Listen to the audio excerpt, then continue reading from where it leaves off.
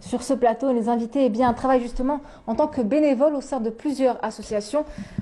Le plateau voilà, il y a beaucoup de monde aujourd'hui, ce matin. Idil Abed, bonjour. Bonjour madame. Comment ça va, on se retrouve après quelques semaines. Merci beaucoup. Kaina Akou, bonjour. Bonjour. Donc vous êtes tous deux bénévoles au sein de l'association Al-Amel. Merci d'être avec nous ce matin. Et on a joué à ma droite Samir Khmissi. Bonjour à vous. Bonjour. Donc vous venez justement pour nous parler de cette campagne de sensibilisation, de prévention routière. Tout à fait. Donc, merci d'être avec nous. Voilà, donc pour le mois du Ramadan, on va commencer à faire une campagne de sensibilisation avec la DNSR, la Délégation nationale de sécurité routière. Donc on va entamer le volet qui est le plus délicat, c'est les accidents liés aux motos. Oui. C'est le seul véhicule qui n'a pas trouvé de baisse. Donc il y a 20% d'accidents liés à la moto pour un parc de 3%. C'est énorme. Donc c'est là qu'on a pris la décision de réagir. Donc on a convoqué tous les clubs motards, tels que c'est des clubs motards qui sont structurés. Donc on a fait appel à eux pour essayer de régulariser ce taux d'accident. Donc à travers les actions qu'on va mener, ça sera des actions au niveau de la Sablette, la première semaine, donc du 19 au 25. Deux autres actions, ce sera un grand rassemblement de motards au stade 5 juillet, donc une journée 24 et le 1er mai. Donc on va développer plusieurs ateliers. Donc il y aura des simulations d'accidents, il y aura plusieurs ateliers pour surtout montrer aux nouveaux utilisateurs de moto ce qu'on doit faire, c'est-à-dire avoir un comportement exemplaire. Parce que là, on est en train de souffrir, nous les motards exemplaires, on est mal vus par la société, malheureusement. C'est à cause des jeunes délinquants qui sont en train de faire des manœuvres dangereuses. Et on les voit à tout âge. Hein. Tout à fait. Souvent mineurs et qui sont sur une moto à rouler n'importe comment. Donc là, on blâme éventuellement les parents qui ne sont pas présents pour conseiller leurs enfants. Ils démarrent juste devant eux sans porter de casque. Et là, croyez-moi, c'est très alarmant. C'est très alarmant. Maintenant, il faut intégrer tout le monde, que ce soit les concessionnaires pour faire de la prévention routière, les mosquées, toute la société doit intervenir sur ce sujet-là.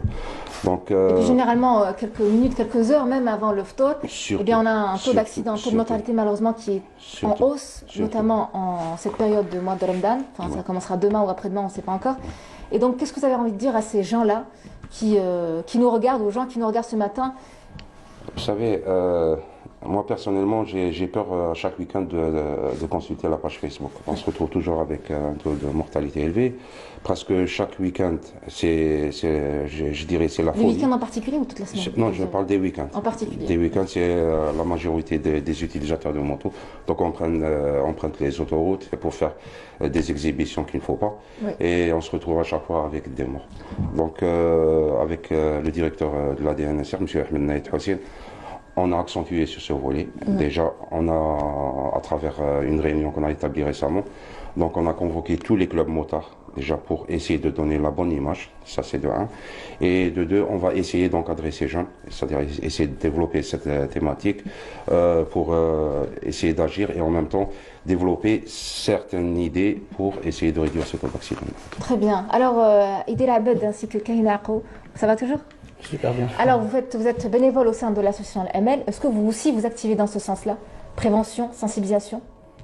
À un autre niveau. À votre niveau, oui. C'est-à-dire? Parce que nous, l'association, et je pense que Karina aussi ça sera de mon avis, c'est que comme on est une association dédiée exclusivement aux personnes, aux enfants en difficulté, particulièrement aux autistes, aux enfants à besoins spécifiques et aux trisomiques, du coup on fait toujours de la sensibilisation, comme la dernière fois, avec la journée internationale de la sensibilisation à l'autisme, aussi avec la journée qu'on avait organisée pour la trisomie 21.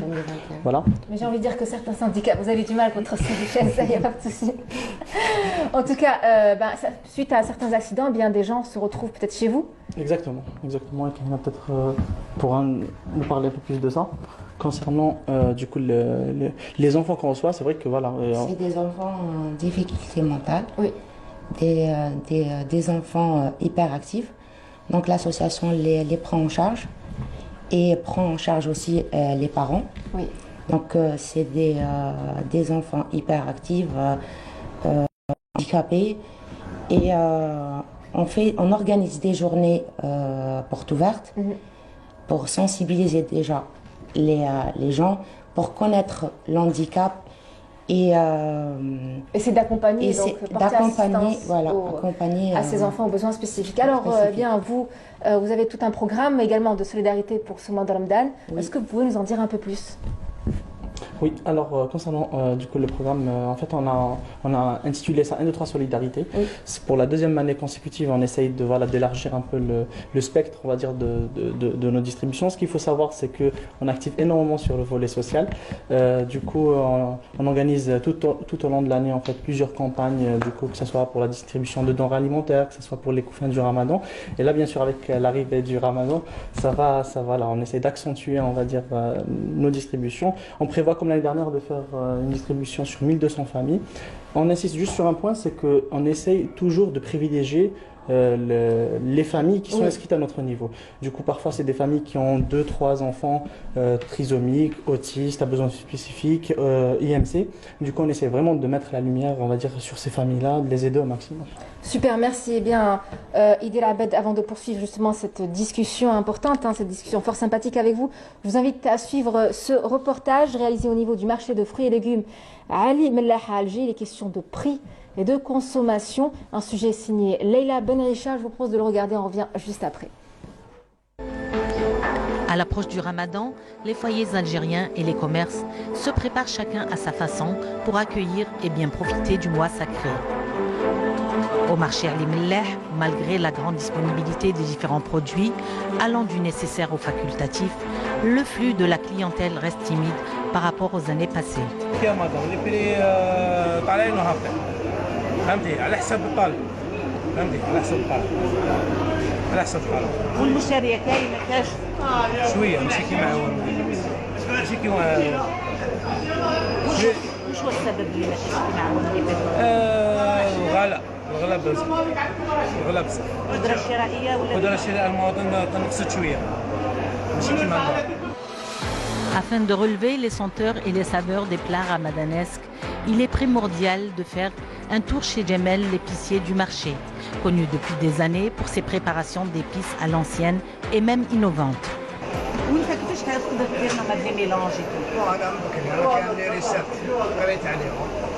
كان لي ريسات عطاهم العجائز الكبار العجائز التعبان الكبار هذوك يجوا يشربوا من عندنا نسقسيهم كيما تاع السكره تاع الدكان العجائز هذوك اللي يخدموا التهور يباريهم عندهم هذه ريسات.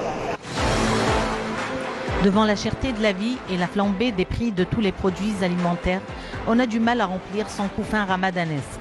Je trouve que les prix ils ont vraiment augmenté et ce n'est pas à la portée de tout le monde. Donc les gens n'arrêtent pas, c'est les recommandations en ce qui concerne la santé alimentaire, nous recommandent de manger bien et de manger de façon saine et équilibrée. Je trouve que c'est difficile en ce temps à cause de la crise peut-être, l'inflation. Je ne sais pas, mais ça serait difficile de juguler et j'encourage aussi la population à consommer d'autres produits pour faire baisser aussi le prix.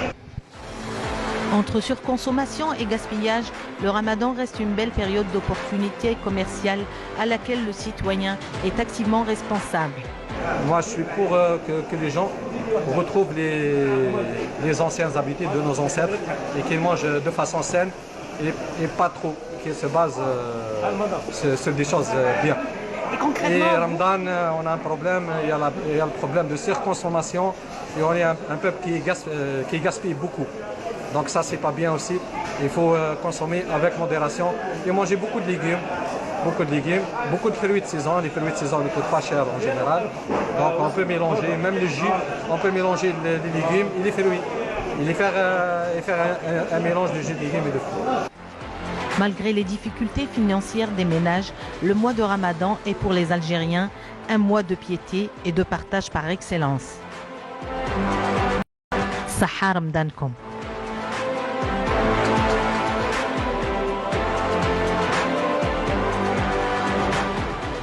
Comme vous venez de le voir, malgré la cherté des produits de consommation, bien, les consommateurs se tiennent aux traditions. C'est important après tout.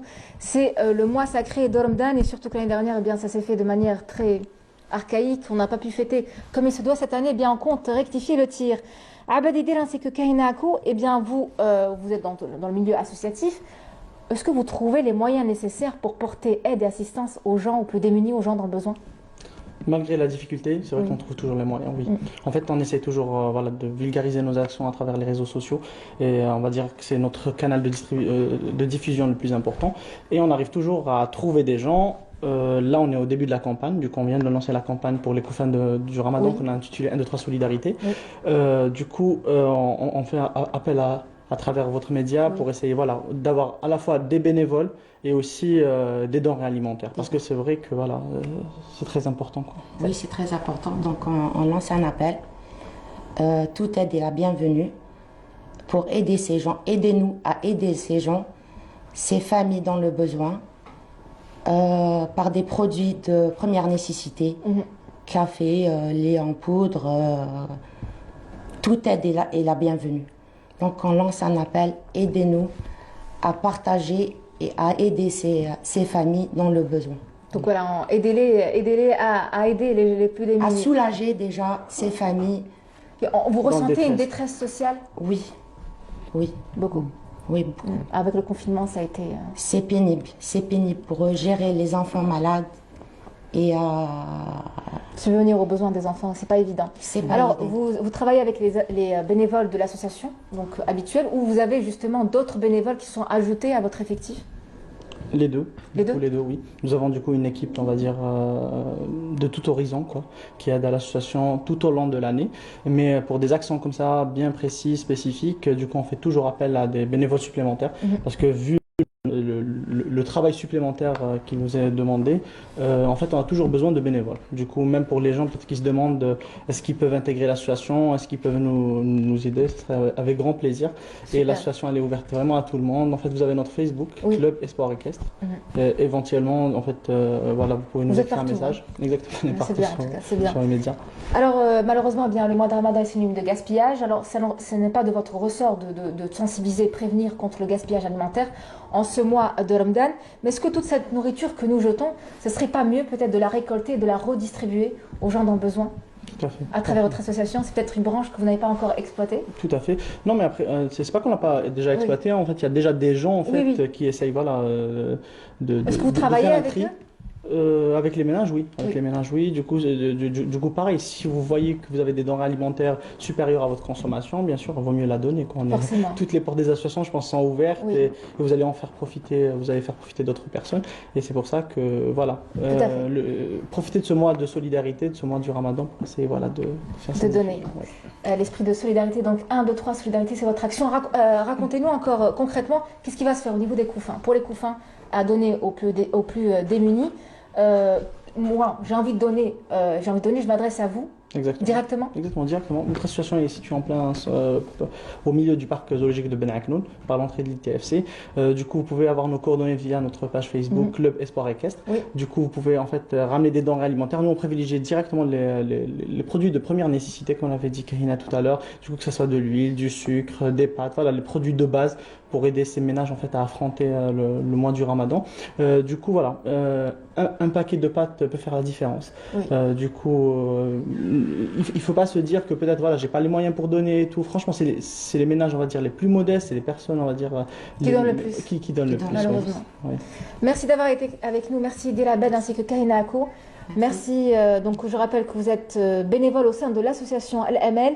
Samir Khmissi, un petit mot, peut-être un appel à lancer quant justement aux accidents de la route, oui, donc, particulièrement les motocycles. Là, je lance un appel pour créer une solidarité des motards algériens. Déjà, actuellement, c'est déjà lancé par le groupe déjà CMB Blida, BRC Blida, Life to Ride, Chapter Algiers, Passion to Ride et Stop Agressivité routière. Donc, on va tout faire pour essayer d'encadrer ces jeunes. Oui. Et on appelle toutes les personnes à assister à les actions qu'on va mener pendant le mois de Ramadan. Donc je vais récapituler. Donc du 19 au 25, ça sera au niveau de la Sablette. Oui. Le 24 et le 1er mai, donc au Stade 5 juillet. Le 8 mai, une action sur Blida. Et le 22 mai, une action à Tipaza. Super, voilà. Merci. Alors vous restez avec nous, chers invités.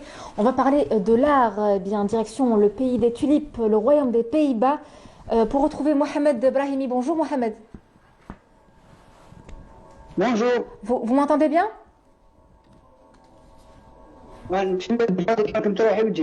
Est-ce que vous m'entendez bien? Ah, très bien. Alors, Mohamed Brahimi, on vous appelle, vous êtes plus connu sous le nom de Mobra. Vous habitez Harlem, aux Pays-Bas, alors à ne pas confondre avec le quartier très chaud du côté de New York aux États-Unis qui porte le même nom. Artiste peintre, lorsqu'on voit vos toiles, il n'y a aucun doute, vous vous inspirez justement de Vincent Van Gogh, de l'impressionnisme. C'est le cas ou pas? Oui, l'impressionnisme, de toute façon,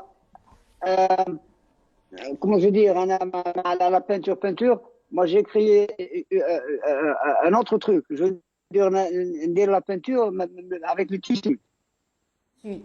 Donc vous êtes en quelque sorte plasticien, on peut le dire? Oui, ben pour utiliser. Oui, un peu comme ça, oui. D'accord. Alors j'imagine que vous avez pu exposer vos œuvres dans plusieurs endroits. Quel était le retour des visiteurs? Oui, bien sûr. J'ai des travaux neufs في الجاليري في امستردام وثاني عندي دوكا كتشوف هنا جو سي دون ستوديو ثاني j'ai une petite galerie هنا ثاني.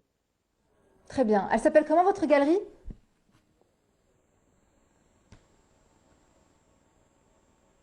La connexion est Oui, il y a un petit décalage. C'est pas grave, monsieur. Alors, dites-moi, Mobra, est-ce que vous trouvez l'inspiration également dans vos origines, hein, surtout qu'il y a de très belles choses à peindre en Algérie? Vous vous inspirez de vos origines? مانيش سمعتك bien. Il y a un truc dans la voix تاعك ça va ça. Allez, on a un petit souci de connexion. ما فهمتك. Excusez-nous, monsieur, on reviendra vers vous tout à l'heure en tout cas. Il y a un petit décalage. Ça fait partie du direct, hein, c'est comme ça, ça arrive.